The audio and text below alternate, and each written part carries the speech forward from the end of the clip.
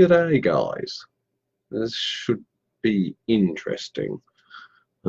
Tried it and it failed. I tried to run it through a new page that I haven't set up yet and that didn't work. So hello everyone, even though I'm here on my own. Oh, Brian's joined. Hello Brian. Yay, somebody's here, not just me on my own. G'day mate. God, it's funny, I tried something new and it didn't seem to work, but okay. I've started a BWC page so that I can do these lives through the BWC rather than me personally. Hello. Oh, now they're coming in. Look at this. They're all just popping up. Yeah, I'm good. G'day Tina, g'day Mandy, g'day Jason, g'day Bonnie, g'day David. I thought this week we'd talk about painting, which is why I've got my paintings, some of my paintings behind me. Now I have to scroll. Oh, I wish this did this manually. G'day Tammy. Oh, they're all, now it's turning up time. I tried this under a new BWC page, but I did over a minute with no one turning up, so I thought, better go back to my normal. Well, I've got my coffee. I now got my rolly, so I'm covered on that. I've been covered on that.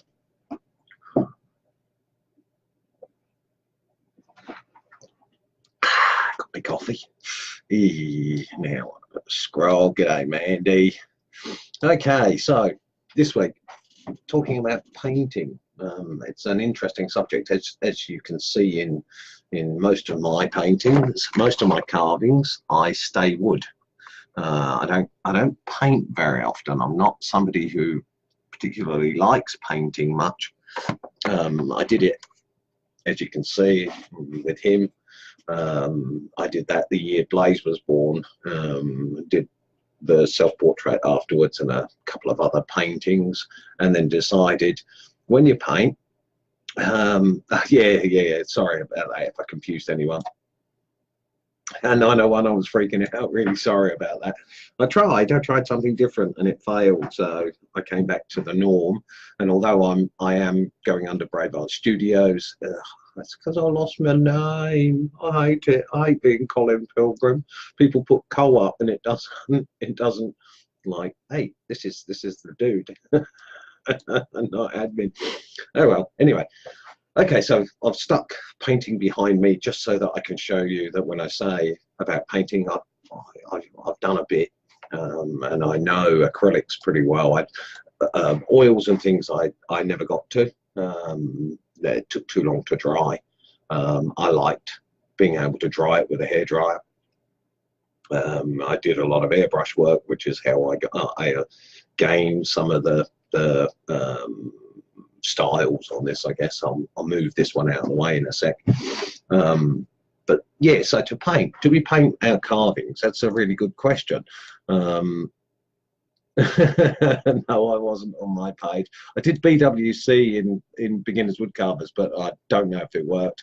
I'll have to look later to see whether or not it worked or not. It may not have done because of publishing, but yeah, oh well, I'm here, this is done. I'll look at the BWC page as a means to go into Brave Art.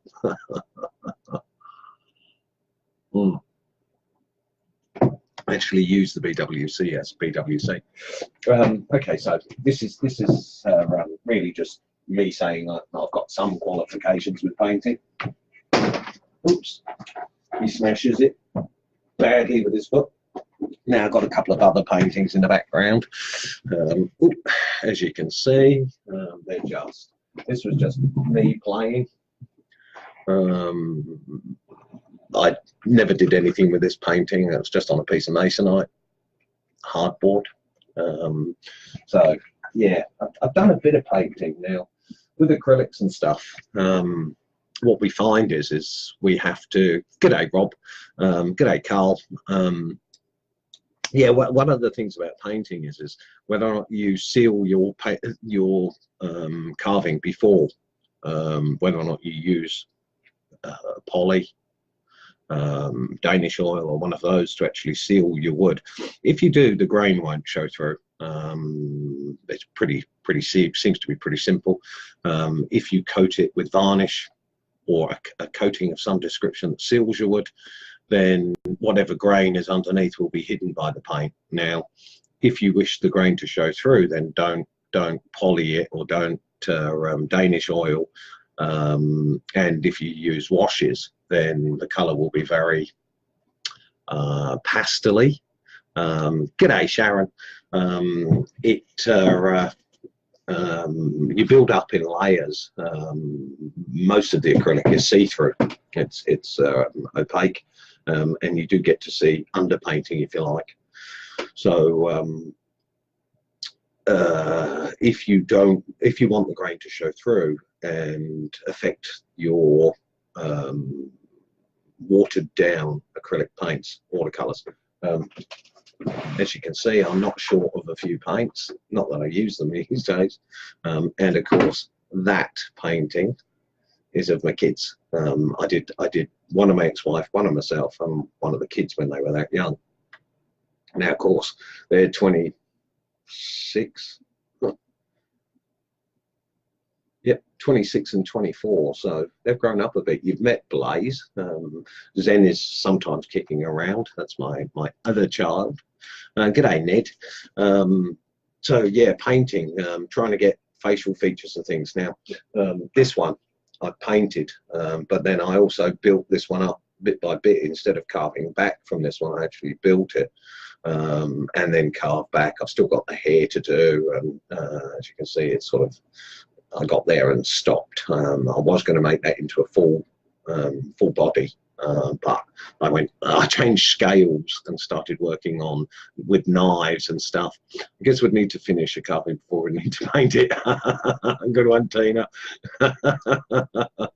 What brand of coffee do I drink? Well, Moccona at the moment.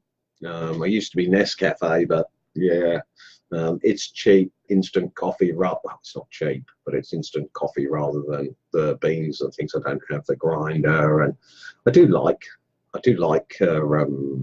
coffee beans coffee, but this is just easier. Live in a household. Normally I drink tea, and my daughter calls me a traitor because I've started drinking coffee during the day instead of tea, and every time I ask for a cup of coffee, she calls me a traitor. Years and years and years of drinking tea. Cheap and cheerful.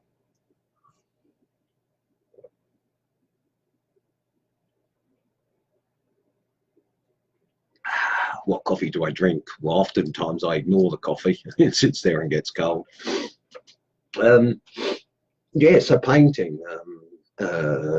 We've got a few options. I mean, there's acrylics, there's watercolors, and there are oils. Now, whether or not they're oils in a tin or oils in a tube, they still work pretty much the same. I don't know what it's like to actually paint. I know that with oil paints you can blend colors with Danish oil. You can tint Danish oil to the color that you want using a little bit of oil. I believe Kate Lomax did that in her relief carving of Wiriel Hill, which is in our challenges. You'll find them. She did a step-by-step and then ended up painting it and did a really good job. She's no longer in the group, but her relief carving is, and within the challenges, it's set up our challenges folder, album, yeah. So yes, you can use oils in your Danish oil. G'day, Fred, my hero. Yay, gently acrylics. Yes, I use acrylics. They're all acrylics. I find that easier to clean up, less mess. You spill it, it washes up. The oils were just something I never did. Always meant to. I had a go at the beginning with an airbrush, and it didn't water down well enough, and I ended up with like powder. The color pigments divided out, I suppose, when I tried to water them down. So I was not a fan of oils, and because I used the airbrush a lot and I was a bit slack where face masks were concerned. I'd end up with sticky hairs in my nose. And obviously I was breathing the bloody stuff in, and just the oils weren't good for that. But the acrylics, on the other hand, a lot of each. I learned lots of water to 1 drop of acrylic. Yeah. A wash, we call that, and you make it to the consistency of milk. This will give your carving a colouring. It won't necessarily give you a full colour, unless of course you have Danish oiled or matte varnish or something like that beforehand. Then of course the paint sits on top of that, and one, it doesn't draw into the pores, so you get 2 different types of painting. If you do it without the poly, I poly, Danish oil, I wait for that to dry, then I acrylic, and then over the top of that goes a coat of polyurethane, just to make it seal, I suppose. But I personally much prefer natural wood. When I've got photographs of this one when I painted her, and she looked very zombified before the colour went on, because of the nature of the pine that was carved underneath it. I don't mind this one being painted, but it's the only one I actually did, and I still got layers and stuff to put on there to colorize and set depths and makeup and the whole lot, and actually make her look female. It's sort of borderline. I have difficulties carving ladies, much softer, much rounder curves. I can do the harsh male really easy. G'day, David. Yeah, so thanks, Tammy. I'm not overly a fan of painting carvings. I much prefer, as you can see with my heads and stuff over there, they're all polyed, not painted.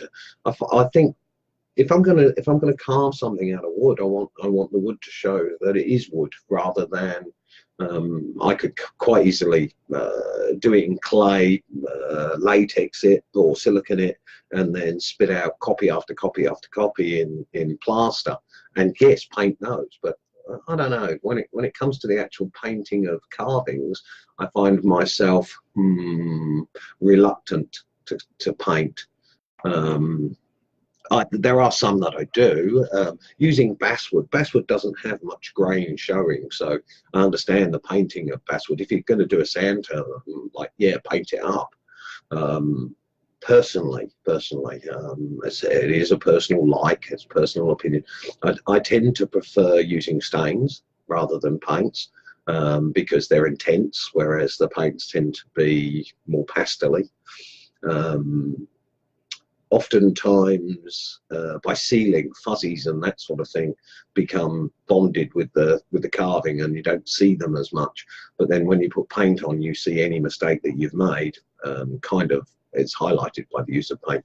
But some people like painting. I've seen so many carvings done by Lynn Doherty where the painting is absolutely, makes the carving absolutely stunning. So characters and things, there are certainly with basswood, there's a lack of grain showing. So, and it's, I don't know, quite a pale creamy wood. So it is ideal to paint, but I personally I find that if it's done out of wood, then show the wood, because that's why we're carving. But different people have different opinions. G'day, Quint. Just scrolling here. So I mean, like, I mean, what's your preference? Because of the wood and the wood grain, as you know, I've been trying lots and lots and lots of different woods, and some of them are so unique. The colours, every one of them is unique when you do them. You never get 2 bits of wood really the same, which is why it's easy to say that one is a beginner, because every piece of wood is going to be, g'day Ned, every piece of wood is going to be different, and the highlights of what grain is showing because we mostly carve in basswood because it's, well, it's the ideal wood to learn on, really. As you know, I've done a relief in gelaton, and that tends to be just a little bit, I don't know, spindly. The grain is there. I mean, you can carve it out, and you can sand it out, and but the pores and the gaps between the pores, the fibres, it's very fibrous. That's the word I was looking for, fibrous. Whereas the basswood isn't. I have been trying to get hold of a 1 foot wide by 8 inches tall by 4 inches deep basswood, and the only bit that I could get was 8 wide by 4 deep, but by like 2 foot 8 long. But that was going to be $170 and $85 for a canvas for me to attempt to do another relief carving. $85 for a canvas is a bit much for me personally. I have little monies. I don't mind buying a piece of wood now and again because that's all I've got the option of. I can't go out and just hack off a branch of a tree because all the trees here aren't. We do have some fiddlebox trees. Interesting wood. I haven't been able to actually get hold of any yet, and I don't know, I don't walk around with a chainsaw when I walk the dog. I have thought about having a fold-up saw in my pocket, but I don't know, stealing wood from a tree in the park, I think I'll get into trouble if I get caught, so I don't do that, so I have to buy them. But at $170 for a 2 foot 8 piece, I have a car that I have to pay for, so I couldn't do it this fortnight. Obviously, I wanted to, but I would also have to do the relief on this with side grain, going from side to side rather than up and down, and that sort of phases me a little bit. I'm not really that keen on trying that. I have done. It's too well hidden. I have done a sideways carving sort of relief where I produced 3 faces. I can find that and put it up somewhere in this later on. In fact, I think there's a video. Yeah, there's a video of me doing it, so I'll find that. Now, so I've done sideways as well. But when you're carving faces and things, with the grain running from the bottom to the top, it makes sense. Running from side to side, well, I think that's going to incorporate some other problems. But if that's all I can get, 8 inches wide, I will be able to do it at 1 foot long. But of course, I'll have an 8 inch by 8 inch square at the end of it by 4 inches, and that's a bit. Well, I'm not going to do that. Anyway, painting, yes. We see, of course, that a lot of the stuff that is in beginners woodcarvers tends to be painted, or just about to be painted. And I mean, I don't know. When I did my relief carving, I think it looked really, really good when I burnt just the plain wood, and then I added all the stains to bring it to colorized, and I don't know, I think it lost something in the process, personally. But because it was my first relief carving of that nature, I went with the stains, and I got the depth of colour that I was happy with. I'll just move it down so you can,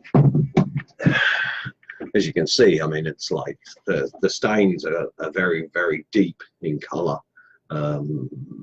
It worked really well. I mean, I've heard that this stuff doesn't stain well, but sorry, I think it does.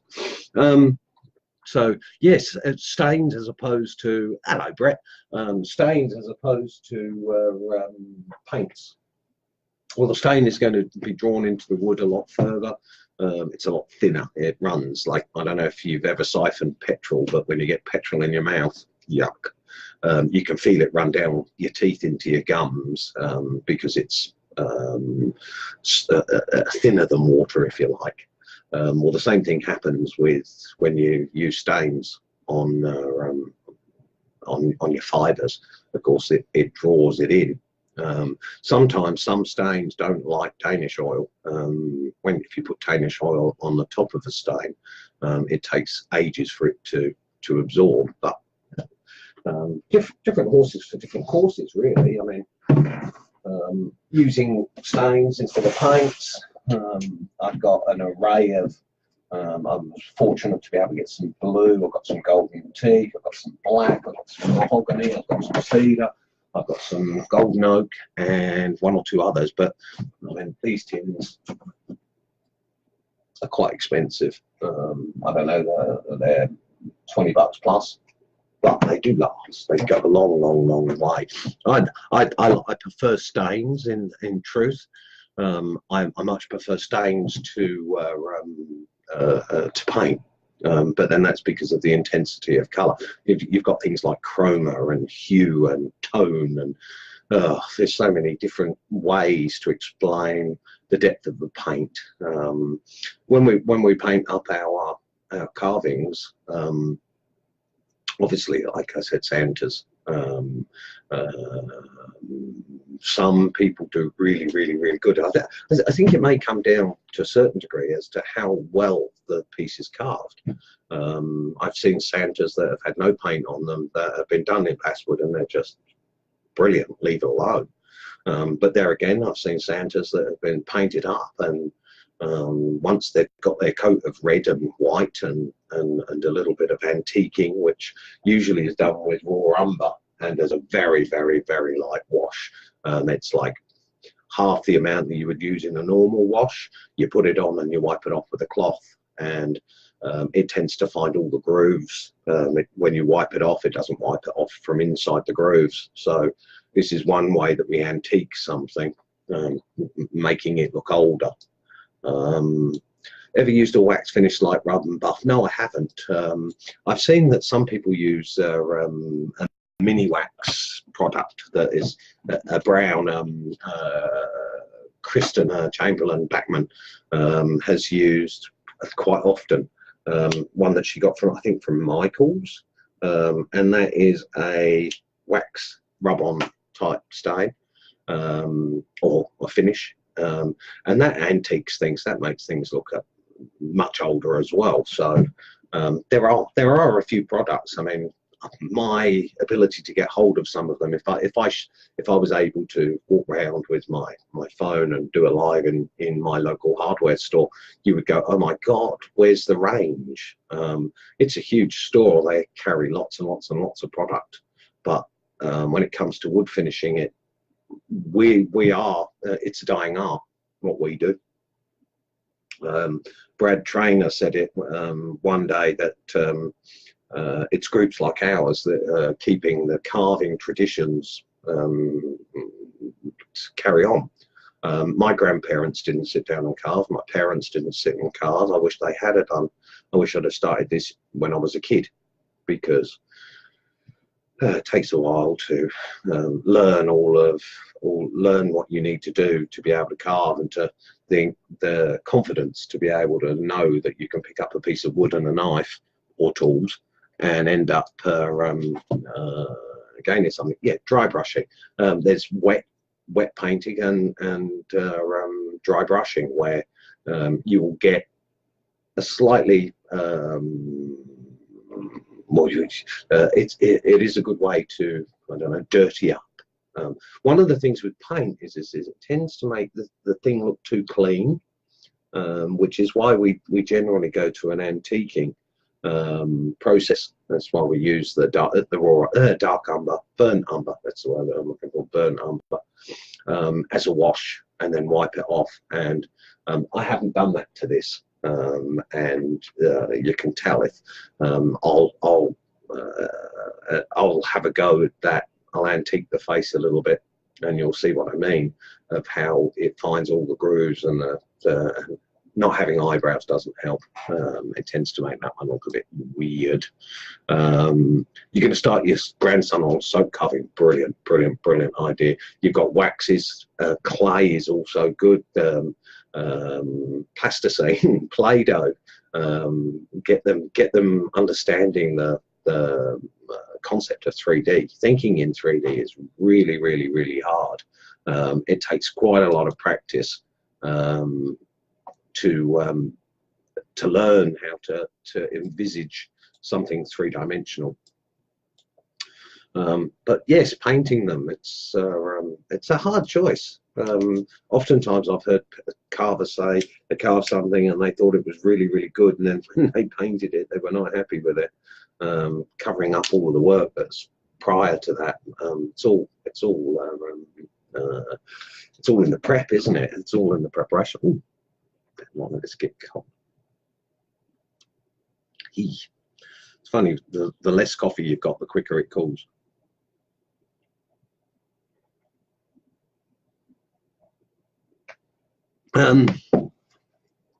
Yes, when what I find when you're doing a carve, one of the problems that comes up quite often is that when you do skin tone, for example, you really need to use your baseline skin tone, and you need to really make a highlight of it, and you need to make a slightly darker one from that base coat, and then that way when you highlight or shadow using the lighter version or the darker one, because you've used the base coat, the same base coat in all three, then you won't notice that like there's a different color on top.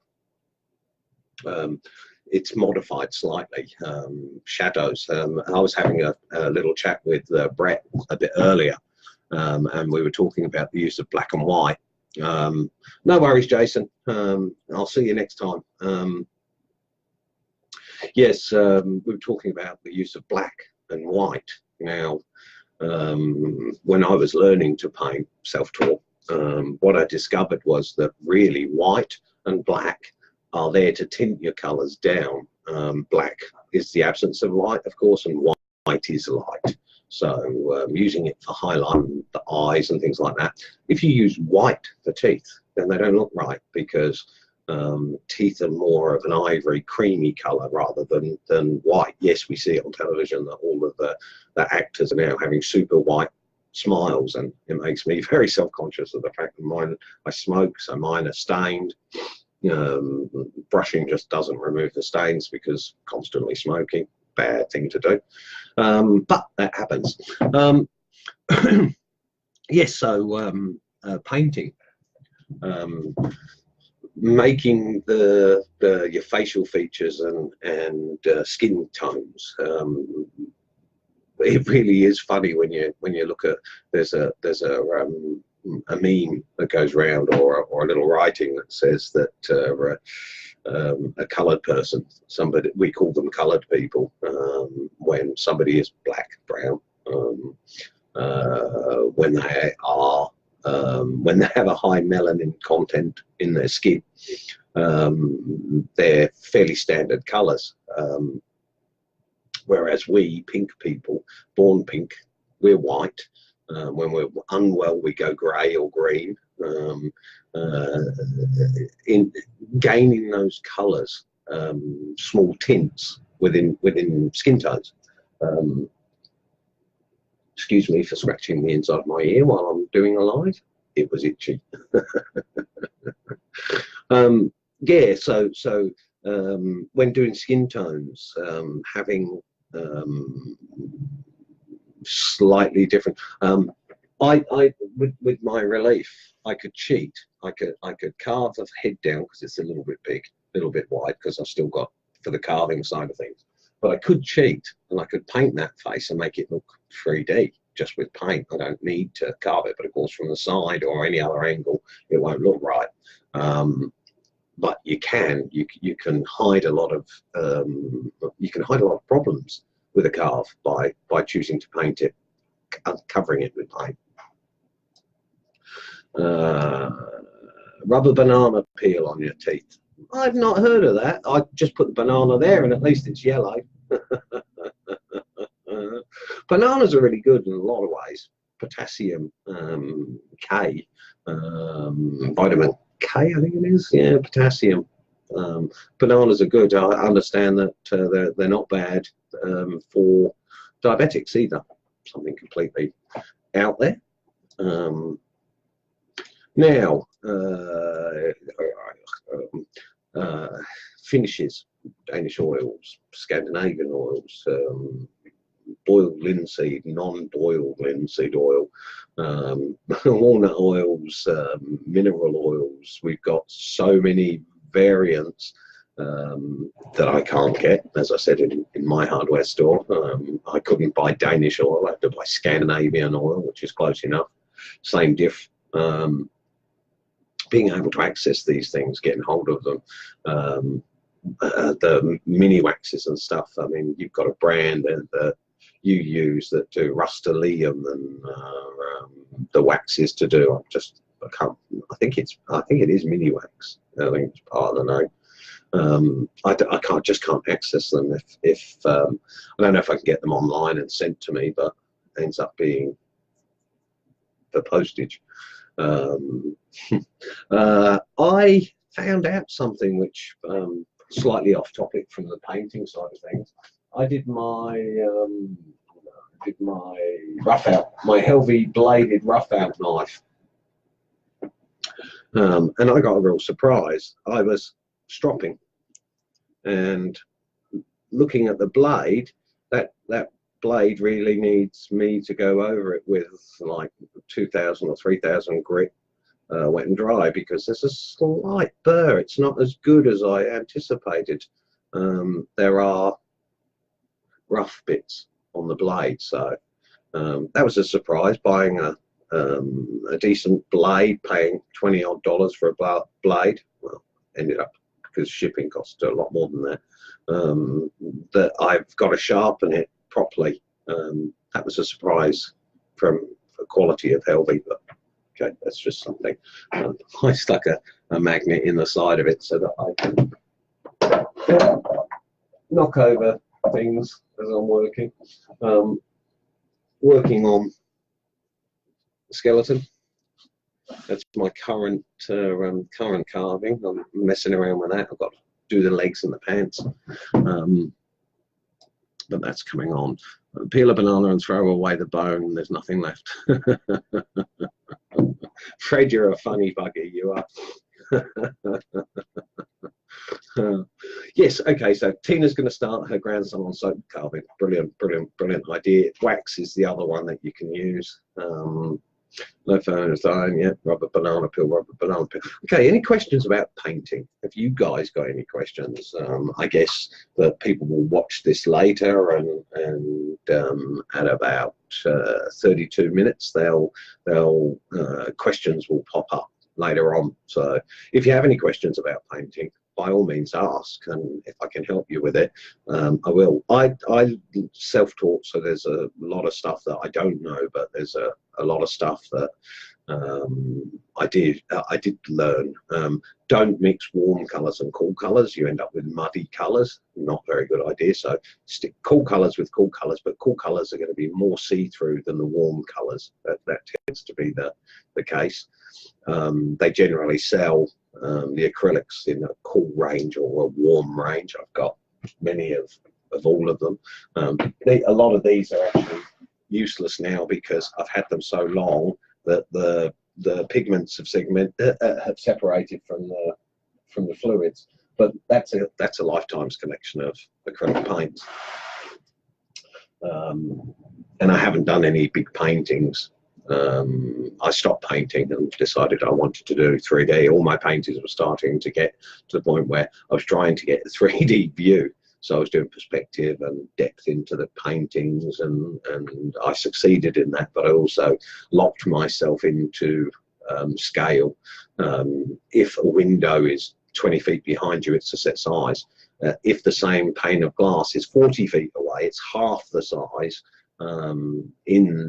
within the painting. Now, if you do the window in the background the same size as the one in the foreground, one that's 40 feet away versus one that's, well, of course, then it's double the size. So it becomes difficult doing environments when painting and using perspective. The 3D aspect really is all about scale. So I decided I'd had enough painting. You paint things, and it's what message do you say when you paint? And I had no message. So I got to a level of being capable of producing professional pictures, but I decided that carving was a much better way to go. I much prefer the 3D. Oh, you had to sharpen your healthy blades. Interesting. I was thinking that when they sold them, like they come through, they say they're sharp, but they do need attention. I was wondering what paint anybody uses when they do a walking stick snake. I've seen Eddie McGann is probably the best name for snake painting. I know that he tends to burn something like 4,500 scales on one of his snakes. I know that he's got a bit that makes that a little easier, but 4,500 burns, the scales is going to take a while. With his snakes, I believe he uses acrylics, but with the dark brown underneath, the underpainting, or the underpainting, the brown of the burn tends to give you that. Also separates each scale, which is a good thing. It's about creating the scales, and a lot of people use pyro for that. I think you have pyro, if I remember rightly. Pretty sure, but yes, okay. And he has a specialized, he's made up his own specialized tips, so that he modifies them so that he can do the scales quicker. But yes, he uses acrylics. What he does is he studies photographs online of the snake that he's carving, and then he paints it from matching the view of those snakes. You would, if you burnt it, I would imagine that you seal it first. I've yet to do the cane. I'm going to do a walking stick. I'm waiting for the weather to be just a little bit nicer than it is now, and then I will show how to completely do a walking stick cane. I'll be videoing that step by step by step. I'll be using the same timber. I've got. I was lucky. I picked up 3 6-foot lengths when I did this. I've got another 2 pieces of the pine, so I'll be using one of those that I've cut off some of the end, so it's a 6-foot length, and I will be doing a snake cane with one of those, and I will be videotaping it, or recording it. We call them video. I will be recording it so that I can share with the group exactly how a snake cane comes together. That's coming. That's for the next couple of weeks. There'll be something on there. We've got a few things lined up in the group that will be interesting. There's an interview that's coming up with one of our members, one of our known members, one of our favoured members. He's agreed to be interviewed, which for somebody that's quite a quiet person, that's going to be fun. That's going to be interesting, and good for the group, of course. We've had a few people. Okay, what do you suggest for finishing a carving that will be outside in the weather? Okay, for me, if it's going to be out in the weather, then I would consider using a marine grade polyurethane. Whether or not you use matte, satin, or gloss is really preference. I think that the gloss, personally, I like them glossy. They don't stay. The gloss tends to lose its shine and depth when the newness wears off. But yeah, so for me, if I was going to do a carving that was outside, it would be a marine grade polyurethane that I would use. Not cheap, quite expensive, but then of course once you've got it, discussing with somebody earlier on, the oils that we have, like Danish oil, he used pebbles, and I suggested, well, what about marbles or pieces of round glass. And what you do is you put marbles or pebbles in your paint tins, clean ones of course. You make sure that there's no mud or anything like that on them, and you drop pebbles in there, and it puts the level of your remaining oils or paints or whatever. So it reduces the amount of air that's in the tin, so you don't end up with the skin and it hardening. Using the plumber's tape around the top helps. If it's a sticky paper, my Scandinavian, or the first time I used it, it's like it got a frosting all the way around the thread. And of course I put the lid on, and then I had to break the child safety part off. That came off when I was trying to open it. Using plumber's tape around the thread, that stopped it sticking. That meant I could open it the next time, but of course there's air in there, so it's starting to evaporate, because that's what the thinners does, it evaporates. So putting marbles, not one marble, putting marbles in or pebbles in to raise the level of your liquid saves you from having to change it from one container to a smaller container to a smaller container. And I've thrown out more paint than I've used probably. I use so much, we only do small carving, so the polyurethane and things tend to sit around for a while, and they harden. So annoying, so expensive and so annoying.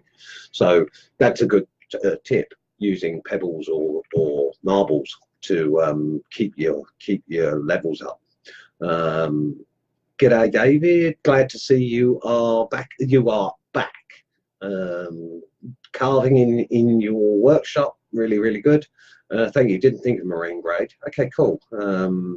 Put them in a pint or quart jars. Yes, I mean you can change the size. G'day Doug. You can change them from container to container, but of course you're going to lose a little bit for one. You never get it all out, and you have to have an arrangement of different size jars to cope with that, whereas the pebble just means that you can keep it in the same container, and when you're finished you get your thinners out, you just give your pebble or marble. I think marbles are easier because they're much easier to clean. There's no grooves or anything like that. And then when you get to the end, you just fish them out, clean them up, put them in a container, and use them for the next one. I thought that was a really good tip. I found that to be very useful personally. Okay, let's have a look. Good day, Doug. Any questions? Have you guys got any questions about the painting process, deciding what paints to use, how thin, how thick, anything like that? Nope. Feels good carving hand. I bet it does, David. It's so good to see you back out there doing stuff. I actually really missed it. Nao looks like he did his swan song again, and has quit the group and has shut down Facebook. I sent him a message to find out, is there anything we did, was there any reason, but looks like we've lost Nao for the time being. He's gone off Facebook. It's a shame.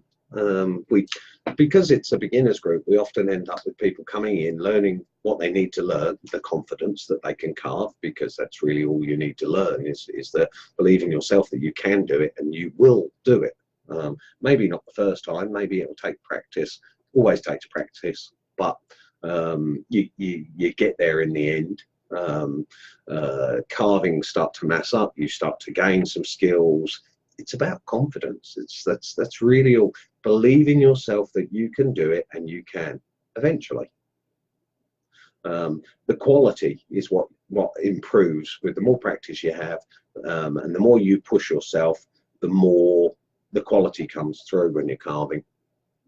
If you talk to any of the ones that any of the guys that produce astounding work, you'll find out that practice and perseverance is the key to being able to carve well.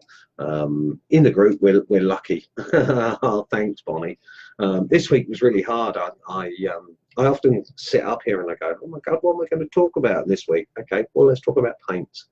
I haven't done that one. I've done finishes and I've done gouges and V-tools and bringing up a subject every week. I understand why when they have ongoing comedy shows, why it's so hard for them, because you've got to write. They have writers, of course, that spend a week writing up new material, whereas I go, I'm just going to sit here and waffle to you for an hour. Oh dear. The one thing I haven't done this week that I have to do, if you notice, up there, on top of all my knives, as a reminder, is my glove. I saw some people in the group this week saying, hey, you don't need a glove. Yeah, you do. Oh, good carving techniques. Well, if you do both, you don't cut yourself very often. That's part of the goal of the beginners group, is we have to patience. That's right. Yeah, you think Nay has said something about time restraints. Look, Facebook sometimes takes over our lives. It has mine, for a good cause, I think. Sharing with you guys, keeping it polite, keeping it nice. I mean, we do moderate. We hear all the time, and if shit is thrown on the feed, we remove it. Sometimes we upset people by removing their comments and stuff, but a positive group runs under positive information, not negatives. I've had a couple of people that I have had to remove, and then they get quite upset and say, why was I thrown out? Why? And it's like, well, if you don't, yes, I'm going to miss his carvings, great little people. I hate having to remove people from the group. It's a simple thing. Be nice, but it seems to be that's too hard for some people. Usually people don't get removed with one nasty comment. It's when they're consistently negative. Bob Brown, for example, wouldn't stop looking at the group like he was the teacher that we were waiting for. The group, we encourage each other, we learn together. That's a lot better than having somebody say, you've done it wrong, you should have done this, or you should have done that. Yes, we do need some amount of constructive criticism, but the group doesn't need somebody to come in from the outside who doesn't really see how the group runs and then try and take over, which is part of what happens. It's a bugger. It's a real shame. It means that we've got to be on our toes a lot, and we have to keep monitoring and watching what everybody does, and that means Facebook takes over for a few of us, because we're running a group and we're moderating and adminning and doing all of that stuff, besides doing carving and encouraging each other. It takes a lot to run the group, to maintain that positive vibe. I see if we stop, it doesn't take long for what do they call them, trolls, people that just like to stir other people up. We get them, and it's a shame, because hey, you could learn something here. Instead of being obnoxious, be reasonable. It's not hard, but some people it is. The internet generates people that here is, oh, I don't feel very good, I'm going to give other people a hard time. Well, if you do it here, piss off. Oops, I swore. I do apologise for that. Don't kick me out, Tammy. Look, the moderators do a really good job most of the time. Even I don't see how much work they do, and I've got the ability to check up on them to see how they're doing and what they're doing and when they're doing. And I rarely look, because they're so bloody good at doing this, that it's only if it's a questionable thing comes to my attention, and they just do it. They're bloody brilliant. We've got a really good crew moderating. I am so grateful for them, for their time and their efforts, because I can't monitor the feed during your day, because that's my sleep time. So they do a really good job. I'm so proud and so happy to call them friends. But not only that, I mean, they're your friends too, because they keep it nice. But yes, that's that. Okay, let's have a look. It's all right. I've given Tammy 3 pay rises since she started. I've doubled her income every time.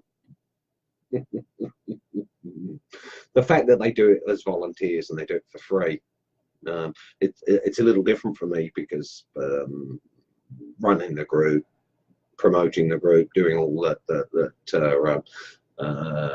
I build a room so that it's carving and computer so that I can monitor the feed as well as carve. The fact that these guys do it and they do it as volunteers, I mean, literally, I love what they do. I'm so happy to have them as friends, and that's what we've done this time. We've got friends. You all do a good job making this a great group. Yes. It's not simple. We work hard. We spend a lot of hours discussing what we can do, how we can do it, what files we should include. There's a lot more to just being a member in the group, but it's a labor of love. All of us really like doing it. We like being helpers. We like to share. We like to assist where we can. I saw in the wish list, if you have extra tools and you do want to donate to somebody, look down the list, and if somebody is asking for what you've got, PM them, contact them, let them know. If they're willing to pay shipping, not a problem, but we'll keep that on PMs. But I noticed in there that Wendy Richards, she's having difficulty sharpening her tools, and it's one thing to watch a stropping video and it's one thing to watch YouTube, but it's different if you've got somebody there. So I've offered, if that person, if Wendy Richards would like to organise a time that suits her in Europe, quite difficult, but if necessary, I'm happy to go live, well, not live, I'm happy to go on a PM face to face, and then be able to see what she's doing, how she's doing it, and then hopefully I'll be able to give her some pointers. I'm willing to do that quite easily. G'day, P, yay, David, well done. It takes a village. I mean, all I can ever do about the group is sing its praises. Yes, I have some responsibilities that tend to weigh on me from time to time. When I kick somebody out and then they want to know why, that tends to be a bit of a downer. But of course, that's telling somebody that they've misbehaved never goes very well. People come into the group and they think it's okay to just take over. No, definitely not. Monitored group. We keep it safe and a happy place to be, a social place. Yes, we've been a little bit harsh on some of the copyright issues, but then that's because a group can be closed down if there are copyright infringements, and the copyright deal is such a nightmare. Protecting your photos. If you put a photo up, the intellectual property remains yours. If somebody copies it without permission, we had in here that one of the guys that instigated, they took the logo that Pete designed and they printed their own shirt. Now, I said that like they didn't ask. They didn't ask for permission, and it made me have to change the original one back to a marred one with markings on it, so that it couldn't be used as a T-shirt, because we were in the process of organising T-shirts when that happened. Now, one of the guys decided to use the T-shirt at the Artistry in Wood, and he put that up on the feed that he'd taken it without permission, and that got on the wrong side of me. So because of that, I did remove him, because it was okay for him without permission to wear his T-shirt at home. Good luck to him, but wearing it to a public event without having permission in the first place, it's just wrong, just wrong. because the intellectual property still remains Pete's, even though he allowed us the use of it. Gratefully, he's allowed us the use of it, designed it for us. So that's good. I finally did get hold of Amanda by PM. She's a younger carver and only had a knife. She should get her box either tomorrow. Thanks for the opportunity to help someone to continue carving.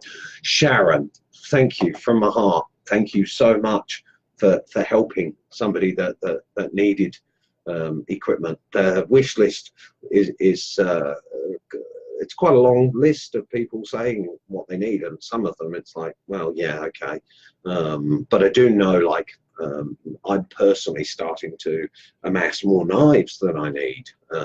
At the moment, I think I've got 7. I've got 3 flex cut. I rarely use them now because I've got the Helvies and the Drake.